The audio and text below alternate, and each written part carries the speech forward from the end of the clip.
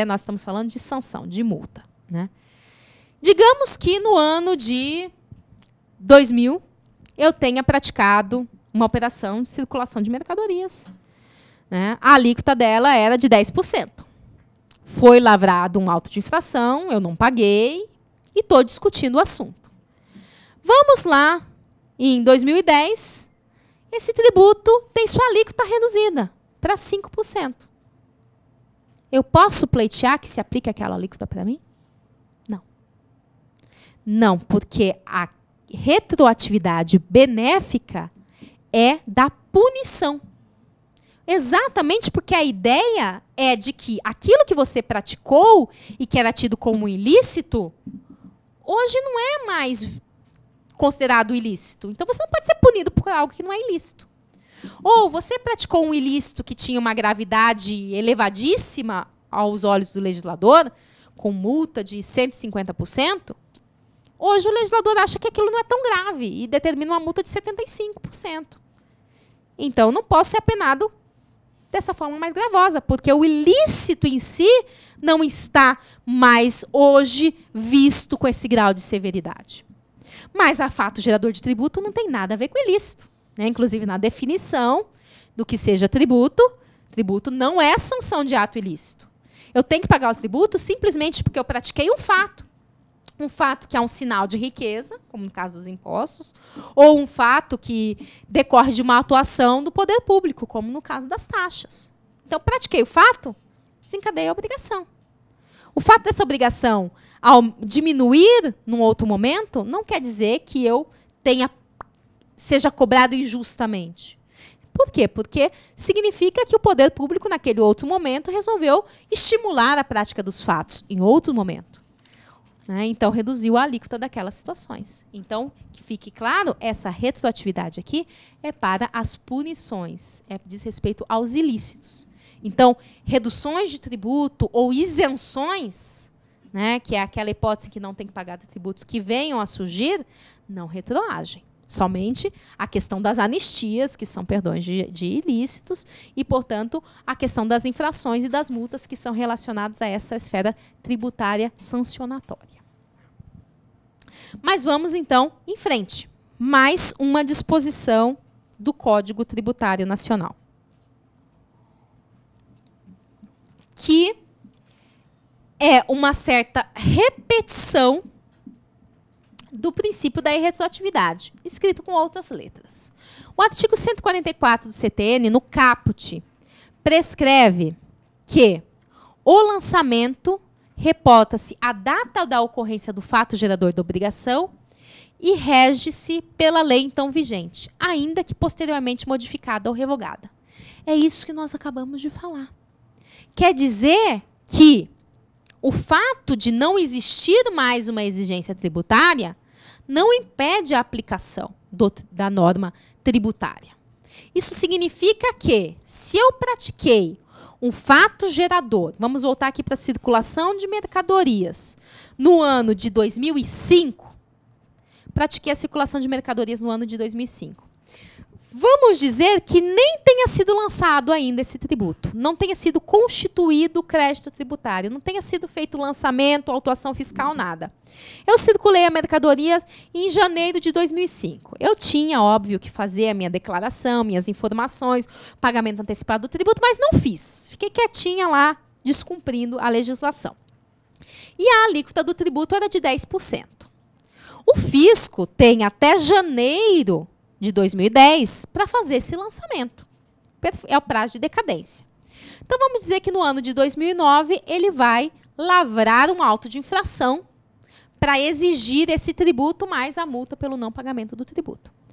Mas, quando ele vai lavrar esse lançamento, tem uma isenção. Eu circulei copos de água, copos de água mineral, em 2005, e eles eram tributados à alíquota de 10% do ICMS. Quando chegou em 2009, que o fisco veio fazer a autuação fiscal, veio fazer o lançamento, tinha uma isenção para os copos de água. Então, o copo de água, no ano de 2009, não é mais tributado.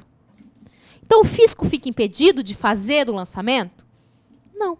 Por quê? Porque o fato gerador aconteceu no ano de 2005. No ano de 2005, a legislação determinava a tributação por uma alíquota de 10%. Logo, o lançamento tributário, ainda que seja feito em 2009, quando eu tenho uma isenção, e os fatos geradores praticados em 2009 não desencadeiam a obrigação tributária, mas o lançamento feito em 2009, vejam, reporta-se a data da ocorrência do fato gerador. Isso significa exatamente aquela ideia de que a norma tributária aplicável é a norma que estava em vigor no momento da prática do fato gerador. E o contrário também. Pode ser que em 2005 eu pratiquei a circulação de mercadorias com esses copos de água.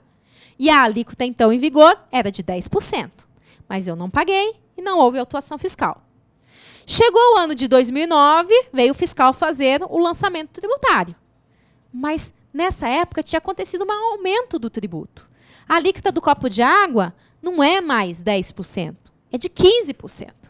Quando o fiscal for fazer o lançamento tributário, ele, obviamente, não vai poder aplicar essa alíquota, porque não pode retroagir, não pode atingir fatos praticados antes. Então, ele vai aplicar aquela lei que estava em vigor no instante do acontecimento do fato gerador. Então, a norma impositiva do tributo aplicável é aquela do momento em que aconteceu o fato gerador.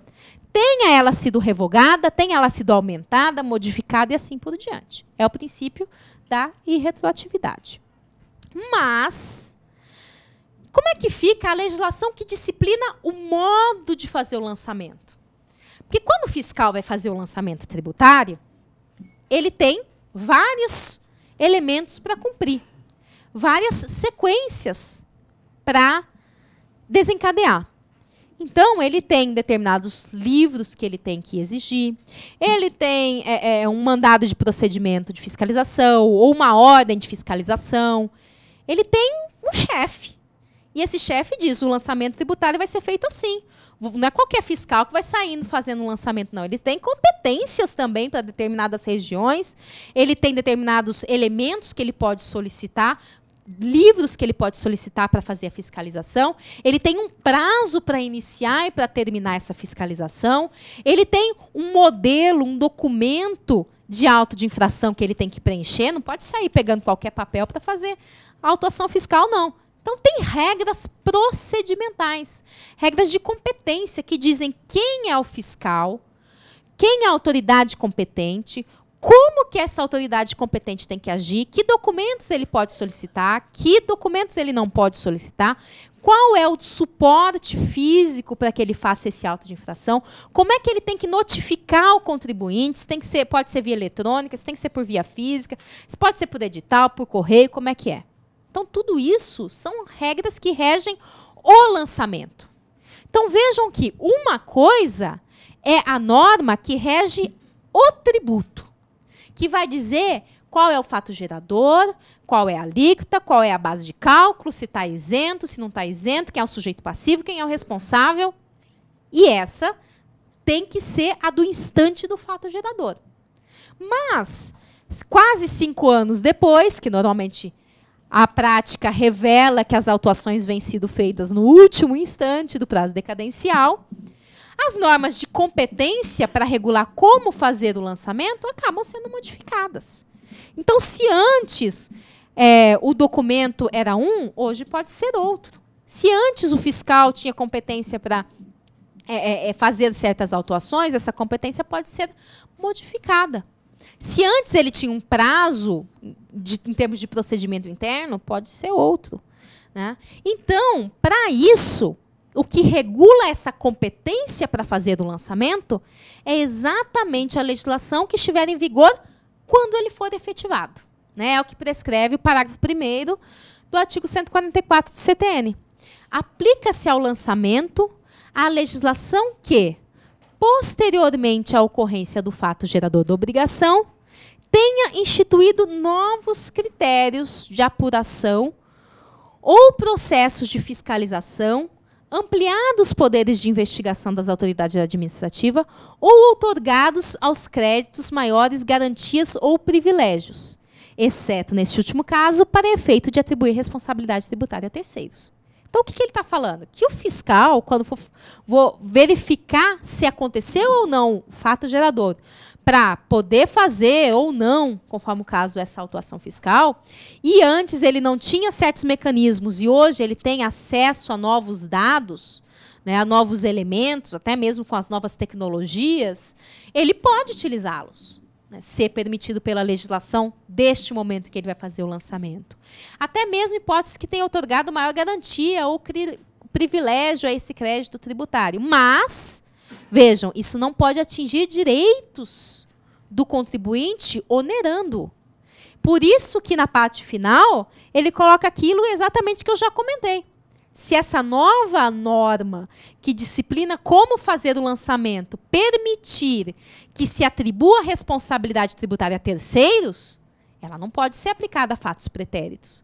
Porque aí, no final das contas, ela, a título de regular como o lançamento deve ser feito, vamos dizer que antes disciplinava que o lançamento fosse feito só contra o contribuinte, a empresa. Hoje, a legislação disciplina, a autoridade administrativa, quando você for fazer o lançamento, você faça contra o contribuinte e contra os sócios.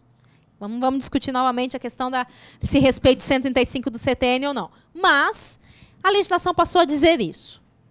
Ora, eu não posso aplicar essa nova previsão para fatos pretéritos, porque os sócios não estavam esperando ser responsabilizados quando foi praticado aquele fato gerador. Então, o próprio 144, no parágrafo 1º, coloca essa ressalva. Olha, a norma que regula a competência para fazer o lançamento, ela é aplicável de imediato. Inclusive aqueles fatos pretéritos. Por quê? Porque ela não está atingindo o fato gerador em si. Ela não está atingindo a obrigação tributária em si. O que ela está atingindo? Ela está atingindo simplesmente o procedimento. Como é que eu vou fazer para constituir um crédito tributário? Que critérios eu tenho que adotar? Que documentos eu posso ter acesso? Na medida em que isso, eventualmente, possa vir a atingir terceiros, como atribuindo responsabilidade a esses sujeitos, aí ela não pode chegar a tal ponto, porque ela vai estar criando obrigações novas. Então, ela não pode retroagir em relação a isso. E, ainda no 144, nós temos o parágrafo 2º. Segundo o qual, o disposto neste artigo não se aplica aos impostos lançados por períodos certos de tempo, desde que a respectiva lei fique expressamente a data em que o fato gerador se considera ocorrido. Peraí, mas como assim? Isso significa que o princípio da irretroatividade não se aplica a impostos lançados por período certo de tempo? O que são impostos lançados por período certo de tempo? São aqueles chamados de continuados. O que são os impostos continuados? IPVA, IPTU, ITR. São aqueles em que eu sou proprietário de um imóvel, de um veículo automotor. Então, a cada exercício financeiro, 1º de janeiro de cada ano, por exemplo, eu sei que vai ser aplicada uma legislação. Ora, como assim não se aplica? Porque o caput do artigo 144 fala o quê? Que ao fato gerador, aplica-se a norma que estiver em vigor. Isso, reporta-se o fato gerador da obrigação rege-se pela lei então vigente. Ora, imagine o IPTU. Eu tenho o ano de 2010. Em janeiro de 2010 estava em vigor uma legislação que diz que a alíquota do IPTU é de 1% para todos. E eu pratico o fato gerador do IPTU naquele instante. Vamos dizer que não tenha sido feito o lançamento. Ocorreu um erro e não foi feito o lançamento. Por mais que a administração fale, não, você tem que, senão você não receber sua notificação do IPTU, vá até a prefeitura buscar, né? Porque você sabia que devia. Olha, isso é um equívoco, né? A gente vai atrás porque nós temos boa fé, queremos cumprir em dia nossas obrigações, mas IPTU é um tributo sujeito a lançamento de ofício. Eles têm que encaminhar para mim isto, né? Eu tenho que receber essa notificação. Então, vamos dizer que não tenha sido feito. ocorreu um equívoco lá nos computadores, não foi feito em relação a mim.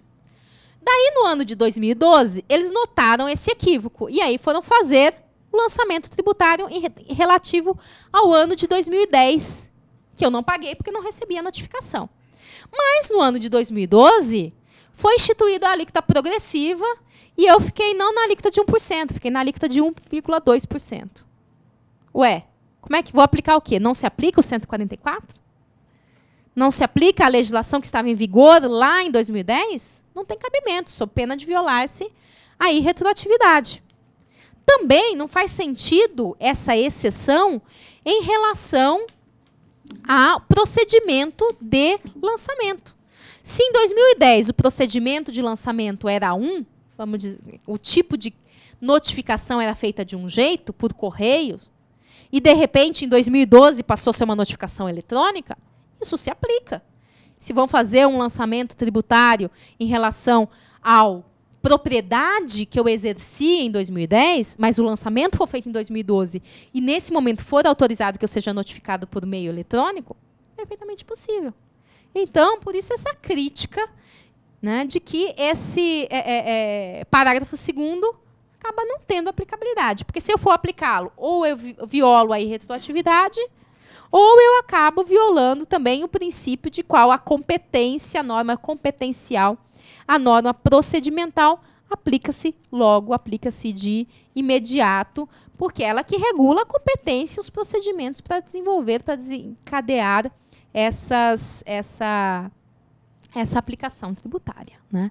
Então, esses nortes do CTN, eles não podem ser, mais uma vez, considerados isoladamente. A gente sempre, vejam, nós vamos sempre examinando-os de acordo com a Constituição da República. E agora, eu não vou entrar na segunda parte para a gente não interromper, mas eu já vou adiantar, né, o que nós vamos falar logo depois do intervalo, para que deixá-los refletindo e deixá-los instigados a isso. Nós vamos examinar uma situação de aplicabilidade retroativa ou não de uma norma procedimental em relação ao 144. Diz respeito àquele problema envolvendo a CPMF, em que eu tinha uma legislação que dizia que os dados da CPMF não poderiam ser utilizados para constituir créditos de outros tributos. E, de repente, houve uma alteração legislativa que permitiu que esses dados fossem utilizados para constituir crédito desse tributo. Vamos ver um pouquinho dessa evolução legislativa, a nossa opinião, a opinião do STJ, além de outros pontos ainda que nós vamos deixar para depois. Legal, professora Fabiana. Então, com isso, pessoal, vamos nos encaminhando para o nosso intervalo na noite de hoje. Antes, porém, eu tenho que fazer menção aqui a um recado que eu acabei não passando no início, que diz respeito à atividade obrigatória à distância dessa disciplina Sistema Constitucional Tributário, Princípios e Imunidades. E, com relação a esta AD, portanto, vocês bem sabem, já devem ter visto no ambiente virtual, se não viram, vejam. Ela já está lá postada e vocês têm até o dia 13 de março como prazo regular para envio. Então, dia 13 de março, 13 do mês que vem, a gente tem ainda quase 20 dias, 23 dias até lá, para o envio e não sem incidência de desconto, digamos, na nota. Quem não conseguir, porém, mandar até o dia 13, tendo o dia 14, portanto, até o dia 20 de março para o envio, mas aí, nesse período extemporâneo, digamos assim, há aquela redução de 15% na nota. Então, repetindo, AD da disciplina Sistema Constitucional Tributário, Princípios e Imunidades, prazo regular 13 de março, prazo extemporâneo de 14 a 20 de março. Fora isso, há aqueles que chegaram um pouquinho atrasado. Hoje, excepcionalmente, o professor Sabag não está fazendo a ancoragem da aula por conta de um compromisso. Porém, semana que vem, ele já retoma normalmente as ancoragens e o segmento do curso com todos vocês. E, por último, como não poderia deixar de ser, professora Fabiana, a gente tem que fazer menção à pergunta do sorteio. A senhora deixou nossos alunos instigados, né, a voltarem dando pílulas, digamos, do que virá na sequência, mas também a pergunta do sorteio é outro motivo para vocês pensarem no intervalo, né? E obviamente, diz efetivamente sobre o tema da aula de hoje. E aí, o Vinícius já vai me auxiliar, eu vou fazer a leitura com todos vocês, para vocês responderem durante o intervalo, na sequência, e mandarem as suas respostas para concorrer, ao final, a uma das 3 obras que serão sorteadas na aula de hoje. E a perguntinha, agora sim, diz lá. Pode-se afirmar, à vista da Constituição Federal de 1988, que o princípio constitucional da irretroatividade da lei tributária constitui direito fundamental do cidadão contribuinte insuscetível de supressão por emenda constitucional? Então, tá lá. Ela vai ficar rodando, obviamente, no intervalo para vocês, Brasil afora. Aqui em São Paulo ela vai ficar na tela também. Respondam a essa pergunta, façam as suas perguntas, as suas dúvidas que tiveram sobre o primeiro tempo de exposição já, mandem para nós e, ao final, a professora Fabiana, então, vai responder as perguntas enviadas, bem como também se posicionará sobre a pergunta do sorteio, que vocês vão mandar suas respostas. Então, dito isso, vamos ao nosso intervalo. Bom intervalo a todos e voltamos em 20 minutinhos com a sequência da exposição de hoje com a professora Fabiana Del Padre Tomé. Até daqui a pouco, pessoal.